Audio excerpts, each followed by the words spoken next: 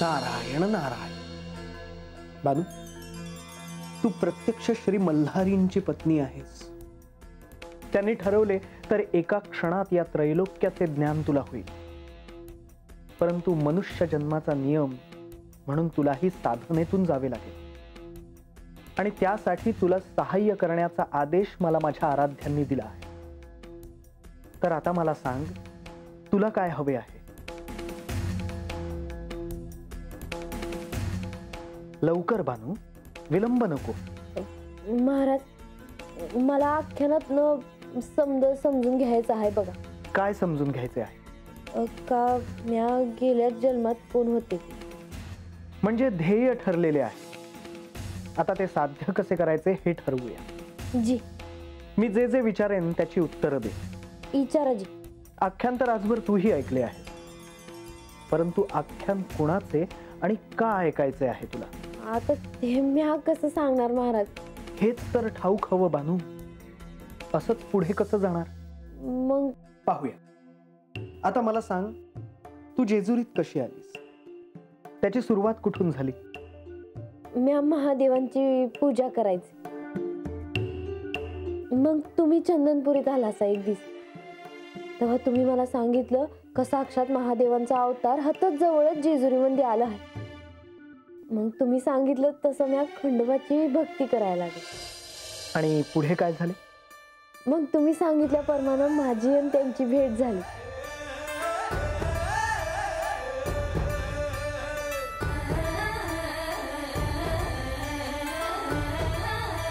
आणि त्या भेटीत काय झालं? ती भेट म्या कशी विसरल महाराज. म्या देवांच्या पायावर डोसकं ठेवलं आणि देवांनी मला पुशी पुनवाला घरला यायचं वचन दिलं. आणि त्या पौष पौर्णिमेला काय घडलं? देव म्हाताऱ्याच्या अवतारात घरला आले. कुणासनी बी त्यासनी ओळखता आलं नाही, पण मला त्यांचं दर्शन झालं बघा. या भेटीनंतर भविष्यात तुला महत्वाचे असे काय समजले? हेच का देवांचं लगीन झालं होतं आणि ते बी म्हाळसाताईं संग. नारायण नारायण. पुढे? मग नळदुर्गाला माझं आणि देवांचं लगीन झालं.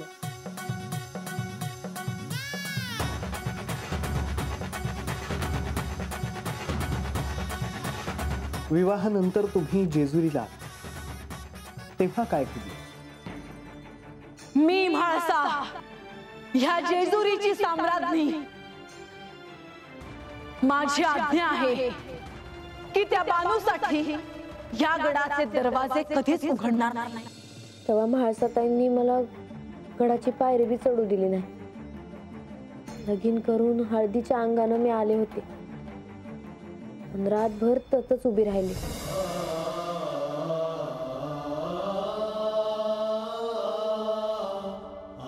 तर त्या दिवशी म्हाळसाताईसनी बघितल्यावर मला असं वाटलं की म्या त्यासनी ओळखते.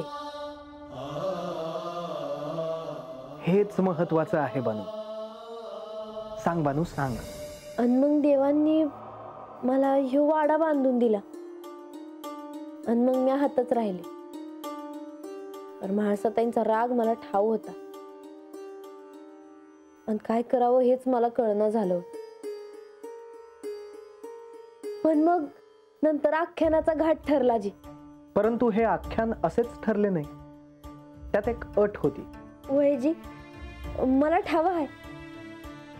जिला गत जन्माचा अगोदर काय बाय ठाव होईल तिला घेऊन देव कैलासामंदी जात्या.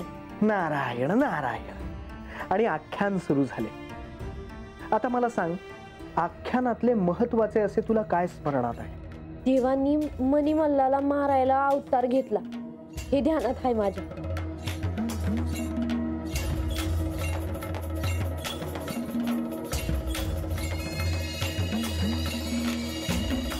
तो अद्भुत क्षण होता.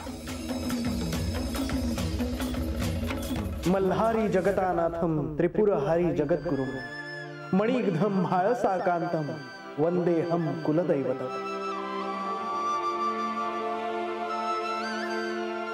परंतु या आख्यानाचे जे मुख्य प्रयोजन होते त्यापासून तू खूप दूर आहेस म्हणून. मला जे अपेक्षित आहे ते तू मला अजून सांगितलेले नाहीस. मग मला पार्वती देवींबद्दल समजलं जी. आणि मग मला हे समजलं का म्हाळसाताई आणि माझ्यामध्ये गेल्या जन्मात काय बाय संबंध होता. तर असा जर का काही संबंध होता तर मग त्या आता माझा इतका राग राग का करतात? श्री म्हाळसा देवी आणि तुझ्यात सखीचे नाते होते, तरीही इतका राग. प्रश्न नाही पडले? पडले की. मग तुला कोणाबद्दल समजून घ्यायला आवडेल, जेणेकरून तुला तुझ्या या प्रश्नांची उत्तरं मिळतील? मला पार्वती देवींबद्दल तुम्ही लय सांगितलं आहे जी. पर त्यांचं नाव काढलं का मला कसं तरी होत आहे. तेव्हा मला त्यांच्याबद्दल समजलं तर आवडेल जी. नारायण नारायण. बानू, आता तू आणखी एक पाऊल पुढे जा, म्हणजे आख्यानाला सुरुवात होईल. महाराज, पार्वती देवी कोण आहे ती?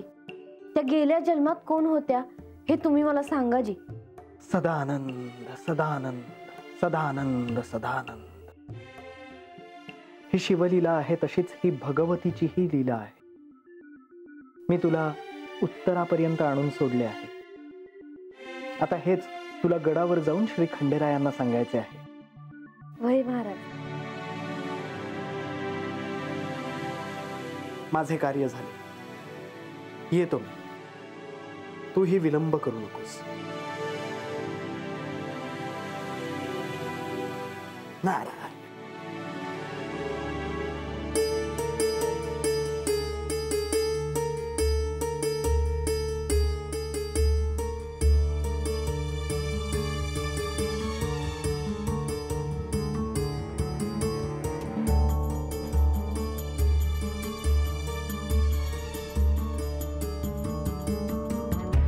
तुम्ही यानं हत वय मला देवासनी भेटायचं आहे.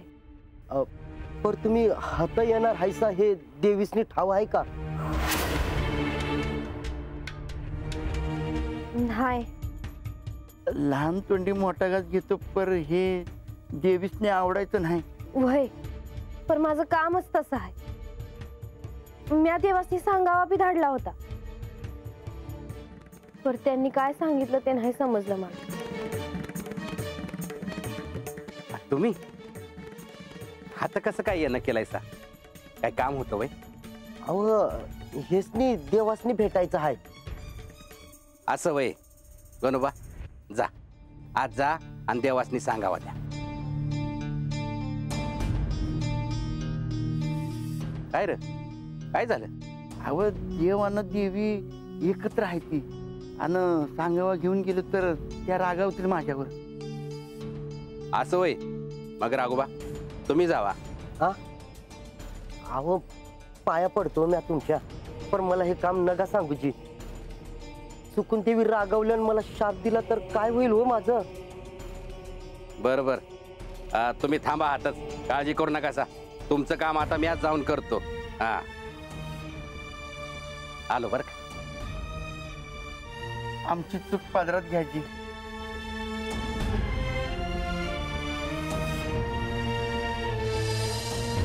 म्हाळसा, तुला खरंच काही माहित आहे का? तुम्हाला असं का वाटतं आहे? मी केवळ विचारत आहे. देवा. जोडप्पा,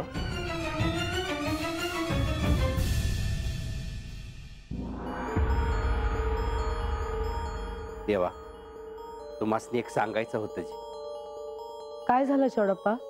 देवी, बाहेर गडाच्या दरवाजाजवळ बाणाई आल्या आहेत. बानू आली आहे? होय, त्यासनी तुम्हाला भेटायचं आहे. पण बानूचे इथे येण्यामागे काय प्रयोजन असेल? कदाचित नारद मुनींचे ह्या गडावर येण्यामागचे जे प्रयोजन होते तेच बानूच्याही येण्यामागे असू शकतं.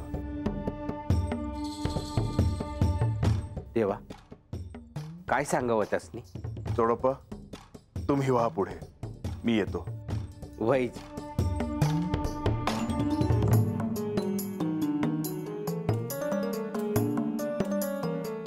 मी देखील येते तुमच्या बरोबर.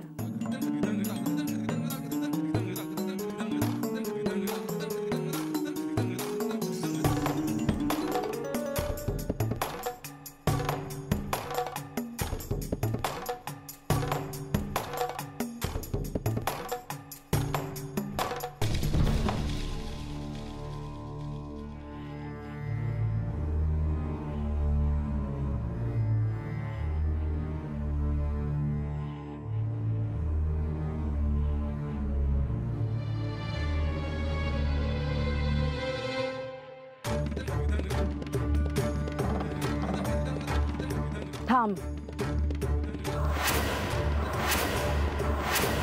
तिथेच थांब. तू का आलीस गडावर? मला देवासनी भेटायचं आहे. मी तुला सांगितलं होतं ना की तू गडावर पाऊल ठेवायचं नाही म्हणून. पर मी तुमच्या राजवाड्यात कुठे आले आहे? तू माझ्या आदेशाचं पालन केलं नाही म्हणून तुला शिक्षा भोगावी लागेल. चालेल. दुसरं काय करणार तुम्ही? बानू.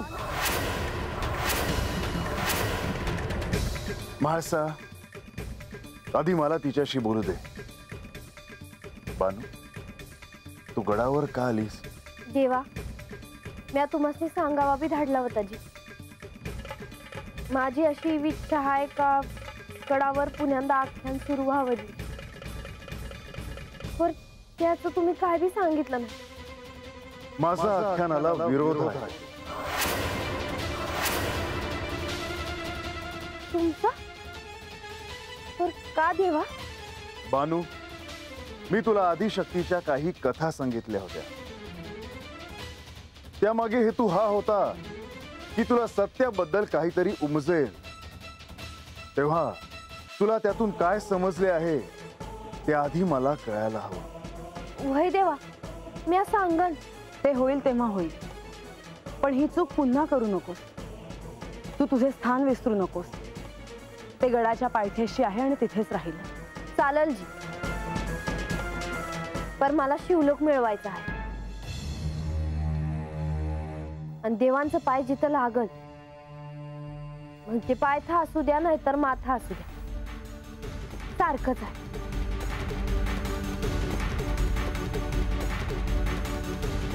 तुझ्यासाठी सगळं सारखं असेल, पण माझ्यासाठी नाही. तू आत्ता तात्काळ इथून निघून जा, हा माझा आदेश आहे. वय जी, पण अगोदर मी देवांचं उत्तर ऐकलं आणि मगच जाईल. ही असं बोलत राहणार आणि तुम्ही ऐकून घेणार का? बानू, तुला आधी मला हे सांगावं लागेल की मी तुला जी साधना शिकवली त्यातून तू काय शिकली आहेस? ते मला असं नाही सांगता येणार देवा. मी तुम्हाला सांगितलं होतं ना, ही सत्यापासून खूप दूर आहे. हिच्यासाठी हे सगळं सोपं नाही. मला ठाव होतं का तुम्ही मला असंच बोलणार, पर तुम्हाला तरी सत्य कुठं समजलं आहे? मला वाद नकोय. बानू, मला आधी हे सांग की तुला आख्यान कशाला हवंय? कारण देवा, त्यातनच मी कोण हाय हे मला उमजल. मी गेल्या जन्मात कोण होते हे मला कळल. आणि जर मी आख्यानाला होकार दिला तर बानू, तुला कोणाची कथा ऐकायला आवडेल?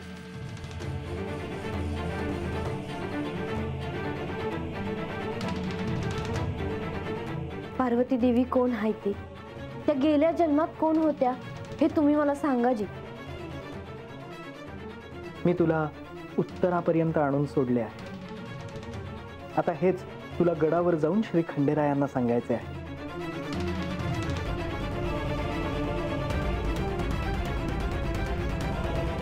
काय झालं? मी तुला केवळ इतकंच विचारलंय की तुला कोणाची कथा ऐकायला आवडेल. देवा, मला पार्वती देवींच्या अगोदरच्या जन्माची कथा ऐकायची आहे जी.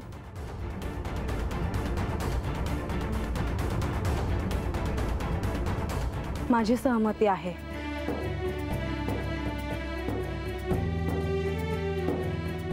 ह्या गडावर पार्वतीच्या गतजन्माचे अर्थात सतीचे आणि माझे चरित्राचे आख्यान लवकरच सुरू होईल.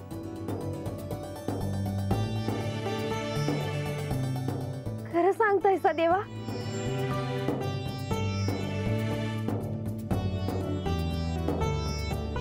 शुभम भवतु.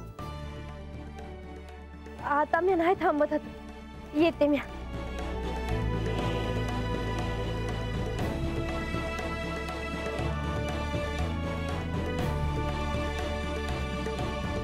तू बानूला सहाय्य केलं होतंस हे मला ठाऊक होतं. हो, श्री विष्णू, श्री महालक्ष्मी देवी, नारद मुनी यांना सोबत घेऊन मी बानूला यासाठी तयार केला आहे. आता तिला योग्य दिशा मिळेल आणि ती लवकरात लवकर सत्यापर्यंत पोहोचेल. म्हाळसा, तू किती प्रेमपूर्ण आहेस हे मला ठाऊक होतं, परंतु आज मला त्याची पुन्हा प्रचिती आली. असं काय करता आहात तुम्ही? बानू माझी प्रिय सखी आहे. तिला आता गतजन्माचे स्मरण नाही म्हणून तिने मला ओळखले नाही, पण एक दिवस तिला हे सगळं आठवेल.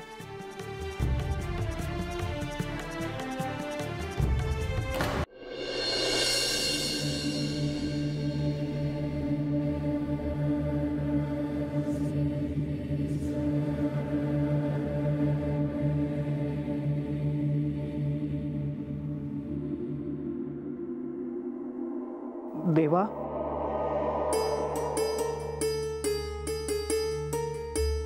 मुनिवर,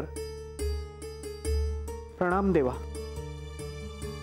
देवा, आपले दर्शन व्हावे अशी इच्छा मनी ठेवून मी आलो आहे. मुनिवर, तुम्ही याआधी गडावर आला होता, परंतु तुम्ही घाईत मात्र होता. नारायण नारायण. देवा, आता आपल्यापासून काय लपून राहिले आहे? माझ्यावर खरं तर हे दायित्व श्री म्हाळसा देवींनी सोपवले होते. मी केवळ माझे कार्य केले. तरी मी त्यांना म्हणालो की हे कार्य मी कसे करू, श्री खंडेरायांना याचा राग येईल. आणि तरीही तुम्ही बानूला सहाय्य केले, होय ना? क्षमा असावी देवा, परंतु त्यांची आज्ञा मी कशी मोडणार? मुनिवर, कदाचित तुम्हाला असं वाटत असेल की मी तुमच्यावर रागवलो आहे, परंतु नाही, तसे काही नाही. केवळ तुम्ही सहाय्य केले म्हणून बानूने आख्यानात कोणते कथानक ऐकायचे ह्याचा आग्रह धरला. नारायण नारायण. आणि देवा, हे तिच्याकडून आले आहे. मी केवळ संकेत तिच्या निदर्शनास आणून दिले. ठाऊक आहे मला, आणि म्हणूनच मी ह्याला होकार दिला आहे. मुनिवर, जे काही घडलं आहे ते उत्तमच घडले आहे, परंतु एक गोष्ट ध्यानात घ्या की तुमच्यावर आता फार मोठे दायित्व आहे. होय देवा, यावेळी आख्यानाचे महत्व निराळेच असणार आहे. या आधीच्या आख्यानात श्री म्हाळसा देवींना साक्षात्कार झाला नव्हता. यावेळी मात्र त्यांना साऱ्याचे स्मरण असणार आहे. होय मुनिवर, आणि म्हणूनच या क्षणी सर्वजण प्रयत्नशील असणार ते बानूला आत्मज्ञान होण्यासाठी. होय देवा, आणि यातून बानूला निश्चितच काहीतरी कळेल अशी मला खात्री आहे.